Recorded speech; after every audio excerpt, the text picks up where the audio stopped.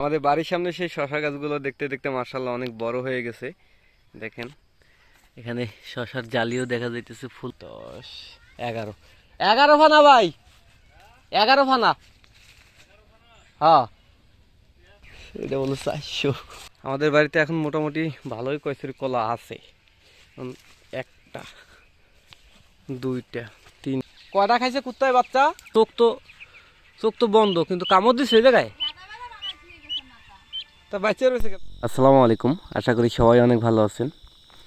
সকাল থেকে মূলত আমাদের বাড়ির সামনে যে জায়গাগুলো আমরা চাষ করছি এখানে আমি বেডের কাজ করতেছিলাম। শীতকালে আমাদের এদিকে ওইভাবে কেউ শশা চাষ করে না, মালচিং দিয়ে মূলত আমরা এখানে চাষ করব। কিন্তু আমাদের এই জায়গাটা কিন্তু ঢালু জায়গা, একেবারে উঁচু নিচু জায়গা।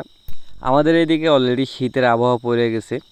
সকালে একেবারে কুয়াশা ঘেরা থাকে, এখন 8টা বাজে, বোঝাও যাইতেছে না। এদিকে 3 দিন ধরে এখনও আমার এই বেডের কাজগুলোই করা হয় নাই, মানে সারটা দিয়ে রেডি করে রাখছি কিন্তু এখনও মালচিং বিছানোর কাজ হয় নাই।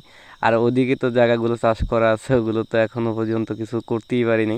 বিশেষ করে আমি যেহেতু একলা মানুষ, এই সবগুলো কাজ আমারই করতে হয়। এরপরে আমাদের বাড়িতে হাঁস মুরগি গরু ছাগল যেগুলো আছে ওগুলো আমার ওয়াইফের পাশাপাশি আমারও দেখতে হয়, অর্থাৎ দুই দিকেই সামলাইতে হয়। এই জন্য এই কাজগুলো দ্রুত গতিতে করতেও পারতেছি না।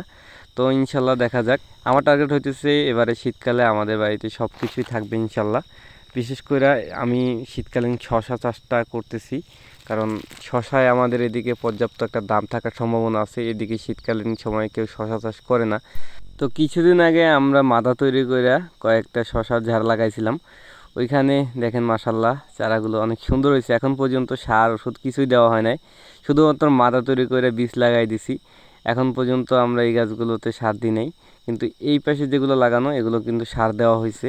আমাদের এই প্রথম যে লাগানো গাছগুলো এগুলোর মধ্যে আলহামদুলিল্লাহ শশার জালি দেখা যাইতেছে, গিটে গিটে ফুল জালি দেখা যাইতেছে আলহামদুলিল্লাহ। ইনশাল্লাহ সামনের সপ্তাহ না হলেও এর পরের সপ্তাহ থেকে আমরা এই গাছ থেকে শশা পাবো আশা করতেছি। তো আমাদের এই শশা গাছগুলোয় কিছু সমস্যা দেখতে পাইতেছি। ভাইরাস দেখা যাইতেছে, পাশাপাশি কিছু লেদা পোকেরও আক্রমণ আছে। আজকে এগুলোর স্প্রেও করতে হবে। এই যে দেখেন এই পাতাটা কিন্তু লেদা পোকের আক্রমণ। আপনারা যারা শশা চাষ করেন আপনারা এটা দেখলে বুঝবেন, এই যে জালি জালি করে ফেলতেছে পাতার মাথায় ছোট্ট ছোট্ট পোক, আর এই পোকটাই মানে পুরো পাতা একেবারে জালি জালি ঝাঁঝরা করে ফেলাইতে পারে। এই শশা গাছগুলোর নিচে দিয়ে আমরা এক লাইন মাথা তৈরি করে এখানে কিছু সিচিঙ্গা বীজ লাগাইছিলাম। পুকুর পাড়ে যেভাবে মাচা দেয় নিচে ভাবে মাচা দিব। তো এখানেও গাছগুলো আলহামদুলিল্লাহ সুন্দর হয়েছে, এগুলোকেও এখন পর্যন্ত সার দেওয়া হয় না। আর এই সিচিঙ্গার মাথার উপরেই আমরা কিছু কুমড়া মাথা তৈরি করে এক লাইন কুমড়া লাগাইছি। আমাদের বাড়ির সামনে পুরো একটা সাইডে এক লাইন করে কুমড়া লাগানো হয়েছে। এই পাশেগুলো একটু আগে লাগানো, এগুলোকে অলরেডি আমি সার দিয়ে দিছি। আর এই কুমড়া গাছের নিচ দিয়ে 2 ঝাড় লাউ গাছ লাগানো হয়েছে। এগুলো হইতেছে দেশি লাউ, হাইব্রিড না। এগুলো শাকের জন্য লাগানো হয়েছে, পাশাপাশি 2-1টা লাউ হইলেও খাওয়া যাবে। তো একেবারে পাড়ের জায়গাগুলো অনেক মাটি ভালো, এখানে গাছগুলো অনেক সুন্দর হয়েছে। এখন পর্যন্ত সারটা দেওয়া হয়নি, মাত্র সারটা দিয়ে কুমড়া গাছের সাথে একটু করে দিয়ে রাখছি আর কি। দেখেন কত সুন্দর কচুলতি হয়ে রয়েছে। শহরে এরকম কচুলতির যে কী দাম ভাই, আমাদের এদিকে একেবারে ন্যাচারালি হয়ে থাকে এগুলা। আমাদের বাড়ির সামনে মোটামুটি ভালোই কচুরলতি হয়, এগুলো দিয়ে আমাদের বাড়ির খাওয়া দাওয়াটা হয় অন্তত। কচুরলতি আসলে খারাপ লাগে না, ভালোই লাগে। একেবারে ওই মাথা পর্যন্ত কুমড়া লাগানো এক লাইন, আর এই কুমড়ার লাইনের নিচে দিয়ে পুরো জায়গাটা মানে প্লেন ডাইল লাগানো হয়েছে। আমরা প্লেন ডাইল বলি, লম্বা লম্বা ডাইল হয় ওগুলো আর কি। ভিজা মাটির ভিতরে গত করে লাগানো হয়েছে, দেখেন গজাইতেছে।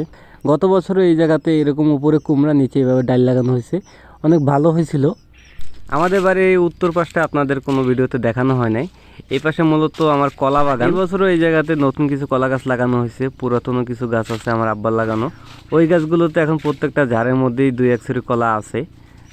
ও ভাই, কি কলা এই ছড়ি খাটবে না? কলা এই ছড়ি খাটবে না?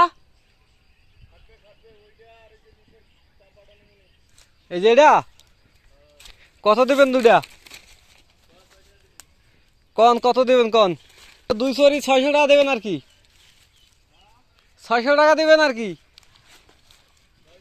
হ্যাঁ, এটা 120 টাকা। এই ছড়ি নাকি 120 টাকা দাম দিবে। 250 আর 120 370। 400ও পারবেন না? সবজি গলার দাম এত কম?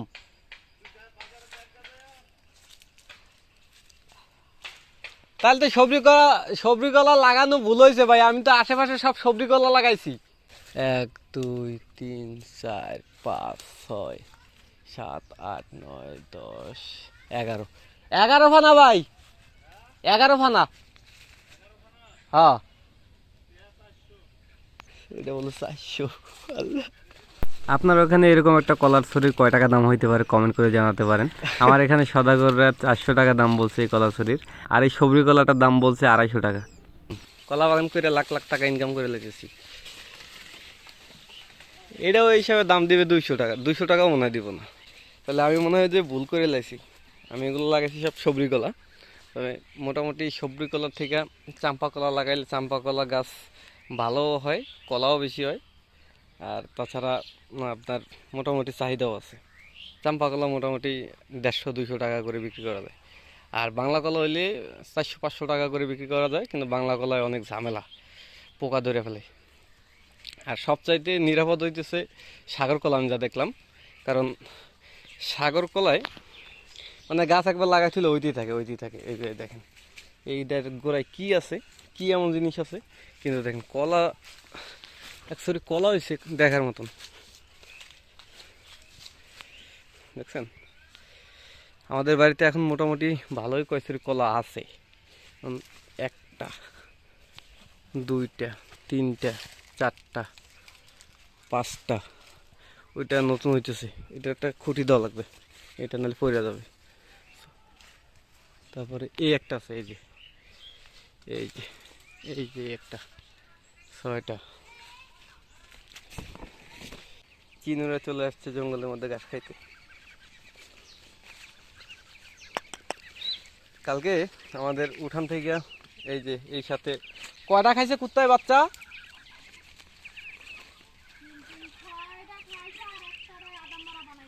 6টা খাইছে আর একটা আদা মারা বানা লাইছে। 3টে চিনাস আর 3টে পেঁচিয়াস। বাহ। এই যে এটা কি আহত? এটা কি কামড় দিছে? এটা তো আমার মনে হয় যে শীতে ধরছে, কামড় দেয় নাই। এটা তো বাইরে আসিল। কই চোখ? চোখ তো ঠিক আছে। কই না, চোখ তো বন্ধ, কিন্তু কামড় দিছে এই জায়গায়।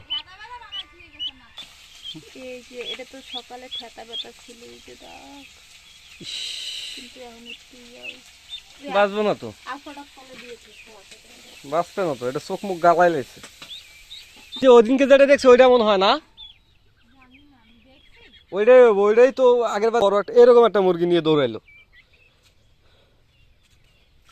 মানে ভাল লাগে না আর ভাই।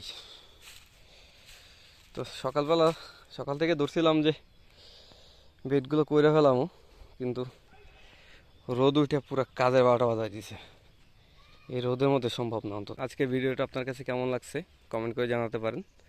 ভিডিওটা ভালো লাগলে লাইক, কমেন্ট এবং শেয়ার করে দিন। চ্যানেল নতুন হলে চ্যানেলটাকে একটু সাবস্ক্রাইব করে দিন। ইনশাল্লাহ দেখা হচ্ছে আমাদের পরবর্তী ব্লগে। সে পর্যন্ত সবাই ভালো থাকেন, সুস্থ থাকেন। আসসালামু আলাইকুম, আল্লাহ হাফেজ। হাস হাস হাস, শালা কি করছে? যা।